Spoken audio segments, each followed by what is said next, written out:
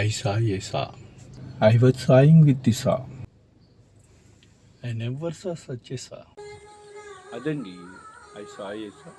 I was sawing with the saw. I never saw such a saw. ఈ sentence నాకు 10th క్లాస్లో మా friend Ramprasad అని నన్ను అడిగి దీని అర్థం ఏంటని అడిగాడు. అప్పట్లో నాకు తెలిసినవేవో రకరకాల జవాబులు చెప్పాను కానీ అవన్నీ తప్పులే. అదే రోజు సాయంకాలం మా చిన్నాన్నగారు స్వర్గీయ పెద్దాడ వెంకటేశ్వరరావు గారిని మా ఫ్రెండ్ అడిగాడు. అడిగితే ఆయన చెప్పేశారు.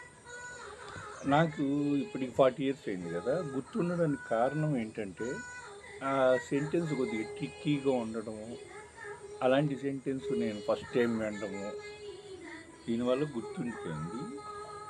అప్పట్లో నేను చెప్పలేకపోయాను కానీ ఇప్పట్లో 6వ తరగతి 7వ తరగతి చదివే పిల్లలు కూడా చెప్పేయగలరు అనుకుంటున్నాను. అప్పట్లో మాకు పెద్ద ఇంగ్లీష్ పరిజ్ఞానం అంత ఉండేది కాదు.